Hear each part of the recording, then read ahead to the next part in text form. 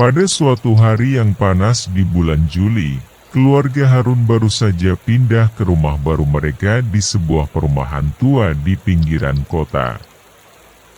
Rumah tersebut dikenal sebagai Rumah Tusuk Sate oleh penduduk setempat karena letaknya yang berada tepat di persimpangan jalan yang membentuk sudut tajam, menyerupai tusuk sate.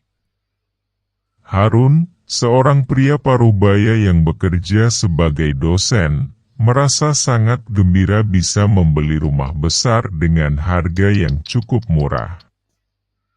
Istrinya, Mira, seorang wanita lembut yang selalu mendukung suaminya, juga merasa senang, meskipun ada sedikit keraguan di hatinya.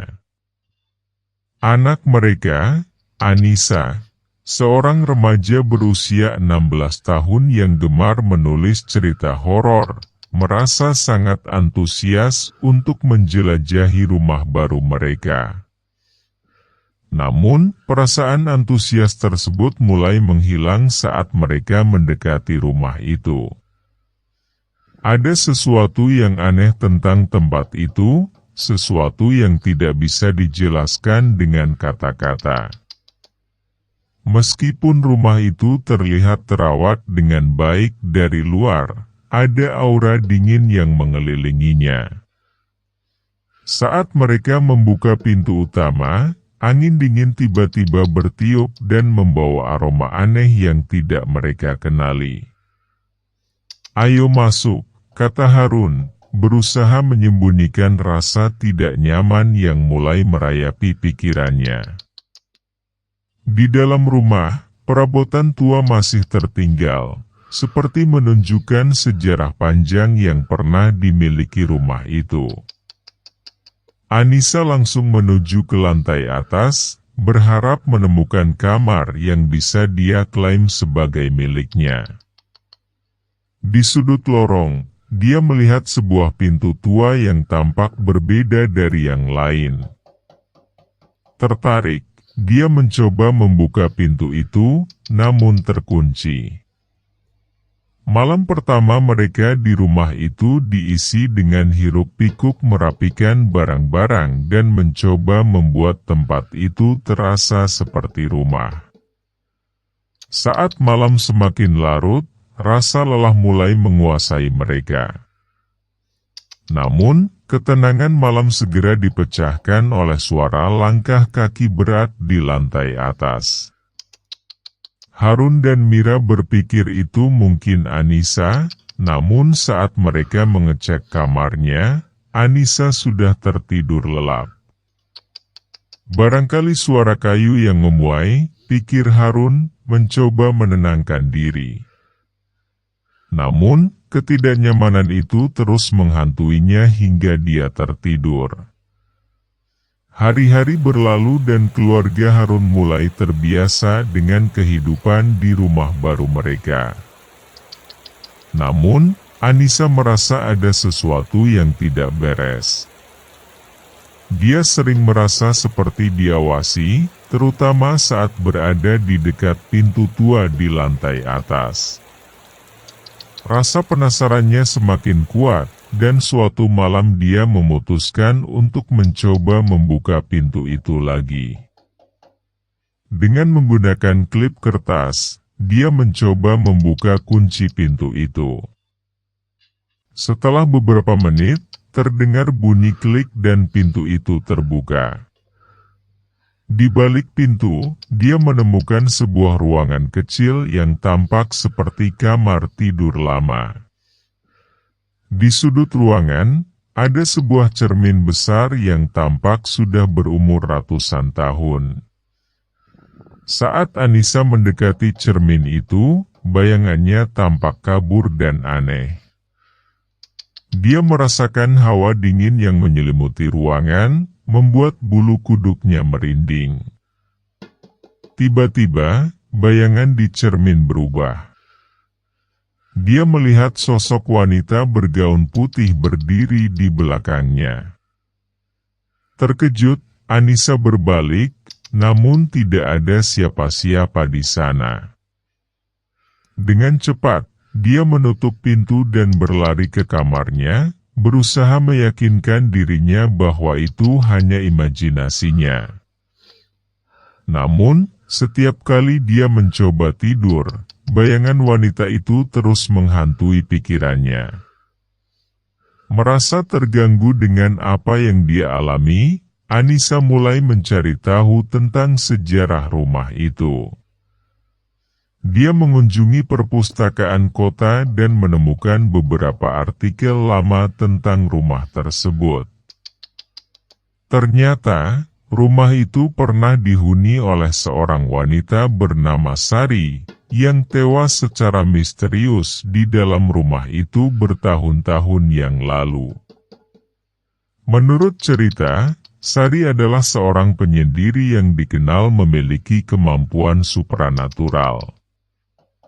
Dia sering dianggap aneh oleh tetangganya, dan banyak yang percaya bahwa kematiannya berkaitan dengan ilmu hitam yang dia pelajari. Anissa merasa merinding membaca cerita tersebut, namun juga merasa semakin tertarik untuk mencari tahu lebih banyak. Dia mulai mencatat setiap kejadian aneh yang dia alami di rumah itu. Setiap malam, suara langkah kaki, pintu yang terbuka sendiri, dan bisikan-bisikan halus terus menghantuinya. Suatu malam, Anissa memutuskan untuk mencoba berkomunikasi dengan roh yang mungkin menghuni rumah itu. Dia menyiapkan lilin dan duduk di depan cermin tua di ruangan rahasia itu. Dengan hati-hati, dia mulai berbicara, memanggil roh Sari. Pada awalnya, tidak ada yang terjadi. Namun, saat Anissa hendak menyerah, cermin itu mulai bergetar dan bayangan wanita bergaun putih muncul lagi. Kali ini, wanita itu tampak lebih nyata dan jelas. "Siapa kamu?" tanya Anissa dengan suara gemetar. Wanita itu menatap Anissa dengan tatapan sedih. "Namaku Sari. Aku terjebak di sini," katanya dengan suara yang terdengar seperti bisikan angin. Anissa merasa ketakutan, namun juga merasa iba. "Bagaimana aku bisa membantumu?" tanyanya. Sari menghela napas panjang. "Temukan buku hitam di bawah lantai kamar ini. Itu adalah kunci untuk membebaskanku." Anissa segera mencari di lantai kamar itu dan menemukan sebuah papan yang longgar. Di bawahnya, ada sebuah buku tua dengan sampul hitam yang tebal. Dia membuka buku itu dan menemukan bahwa itu penuh dengan mantra-mantra dan petunjuk tentang ilmu hitam. Merasa ngeri, namun juga merasa bertanggung jawab untuk membantu Sari, Anissa membawa buku itu ke kamarnya. Dia mulai mempelajari buku itu dengan seksama, mencari tahu bagaimana cara membebaskan Sari dari kutukannya. Sementara itu, gangguan di rumah semakin intens. Harun dan Mira juga mulai merasakan keanehan, namun Anissa tidak memberitahu mereka tentang apa yang dia temukan. Dia tidak ingin membuat mereka khawatir. Setelah beberapa minggu mempelajari buku hitam itu, Anissa akhirnya menemukan cara untuk membebaskan Sari. Namun, ritual itu berbahaya dan membutuhkan keberanian yang besar. Pada malam bulan purnama, Anissa menyiapkan segala sesuatunya di ruangan rahasia itu. Dia menyalakan lilin-lilin dan mengucapkan mantra dari buku hitam. Saat dia mengucapkan mantra terakhir, cermin itu mulai bergetar hebat dan bayangan Sari muncul lagi. Kali ini, Sari tampak lebih jelas dan lebih nyata daripada sebelumnya. "Terima kasih, Anissa," kata Sari dengan suara penuh haru. "Kau telah membebaskanku." Seketika, cermin itu pecah dengan suara keras dan angin kencang berhembus keluar dari ruangan itu. Anissa terhempas ke belakang, pingsan karena kelelahan. Ketika Anissa bangun, dia mendapati dirinya terbaring di tempat tidurnya. Dia tidak ingat bagaimana dia bisa sampai di sana, namun dia merasa ada yang berbeda. Rumah itu terasa lebih tenang dan hangat. Harun dan Mira juga merasakan perubahan itu. Mereka tidak lagi mendengar suara langkah kaki atau bisikan-bisikan aneh. Sepertinya, kehadiran Sari telah meninggalkan rumah itu untuk selamanya. Anissa merasa lega, namun juga merasa kehilangan. Dia telah membantu roh yang tersiksa, namun dia juga merasa bahwa dia telah kehilangan seorang teman yang aneh. Meski begitu, dia tahu bahwa dia telah melakukan hal yang benar. Beberapa bulan kemudian, kehidupan keluarga Harun kembali normal. Anissa tetap menulis cerita horornya, namun kali ini dia menulis tentang pengalaman pribadinya di rumah tusuk sate. Ceritanya menjadi terkenal di kalangan pembaca online dan dia menerima banyak pujian. Namun, di dalam hatinya, Anissa selalu tahu bahwa ada sesuatu yang tidak pernah benar-benar hilang dari rumah itu. Setiap kali dia berjalan di dekat ruangan rahasia itu, dia masih bisa merasakan sedikit hawa dingin. Seolah-olah sisa-sisa kehadiran Sari masih ada di sana.